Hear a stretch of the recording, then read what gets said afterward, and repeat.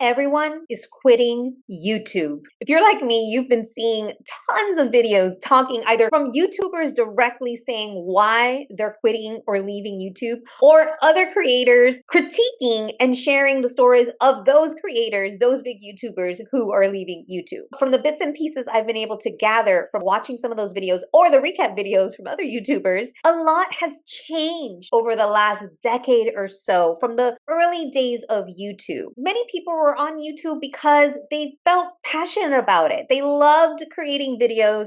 They loved entertaining or educating, putting smiles on people's faces. It's really changed from that original passion that many people had when they originally got on YouTube to now becoming not just a full-time job, but almost being a burden on many of these creators. And so one of the things that I noticed is that many of those people who were quitting have been on YouTube for a decade. So for 10 years, that seemed to be kind of like the number for those people quitting, maybe a little bit more, a little bit less, but it seemed to be around 10 years. And so imagine being in any business for 10 years or any job for 10 years. And yeah, things are going to change and you might get overwhelmed or burnt out. So I have a few tips on how you can grow your YouTube channel and try to avoid that burnout or overwhelm that many of these YouTubers have been feeling. The last one is by far the most important, so make sure you watch until the end. Before we move on, if you haven't yet, make sure to subscribe to my channel for more tips and strategies to grow and monetize your YouTube channel.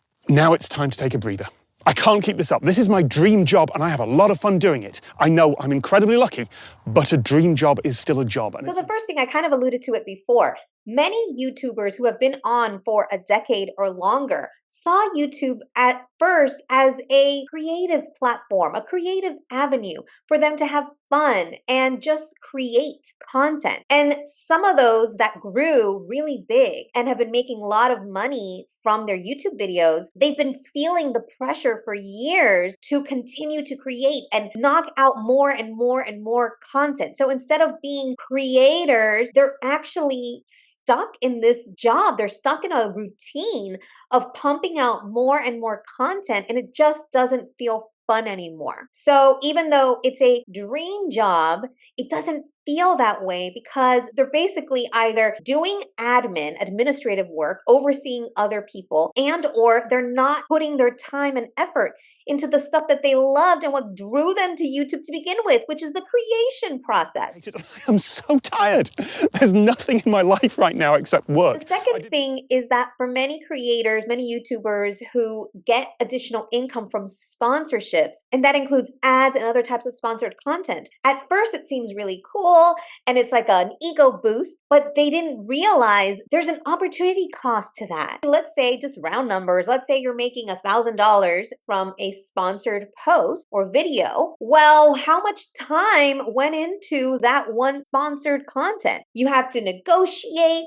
You have to make sure that your content is within the terms of service of the sponsor, of the advertiser. And there's just so many additional things to think about that sometimes you spend so much extra time. Is it really worth it for the sponsorship dollars or advertising dollars that you're getting? And even if it is more than $1,000 or far beyond $1,000, is it really worth your time to do it? And so many YouTubers who were making a lot of money from those sponsorships were feeling extra burnt out because that's time dedicated to that isn't time spent in the creation process. So again, it's more admin work, right? It's more work instead of creation. And it's a job that keeps getting bigger and more complicated. Another thing many of these YouTubers were saying is that as they grew bigger, they had to hire more people and they were expanding and it all seemed great, but then they had more work to do. Again, less time for creation and more time spent on managing and other work-related stuff that wasn't fulfilling. They were just feeling overwhelmed. And so maybe they felt good in creating these businesses or making more money in that way. But again, you have to think about the time and cost per hour. And so again, if you're growing really fast and you feel like you have to hire a team, consider that the extra time you're going to be spending managing their work, is that worth it? Maybe you grow slowly and are able to get out any kinks from that growing pain. pains, right? The growing pains process. So keep that in mind if you feel like you're growing fast or you want to invest in a bigger team, that there are some costs to that. And that is going to be time that you're going to be spending managing and working in those details over the creation process that you loved. I miss the days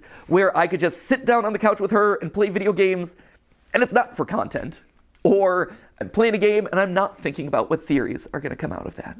And finally, the fourth thing, and by far the most important piece to having a sustainable YouTube channel, and really a sustainable any type of business, is that you must be passionate about it.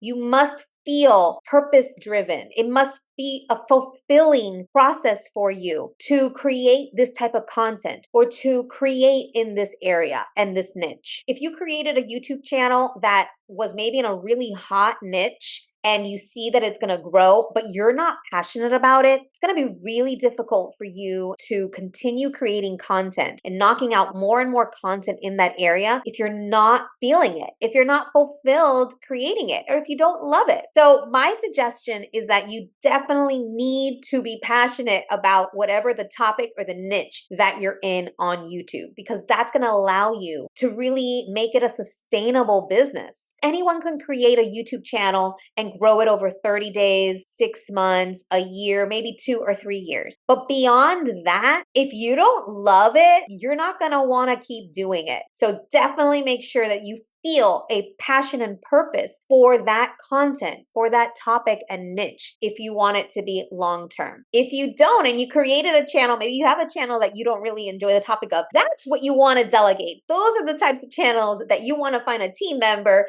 to take over those channels so that you can create content. You can really focus your energy on the aspects that you love, the creation process that you love. And if you learned something from this video, you'll also enjoy this one as well. For more help growing your visibility and monetizing your brand, go to alexanderfigueredo.com. And if you like this video, don't forget to like, subscribe, and hit the bell for notifications. Thank you.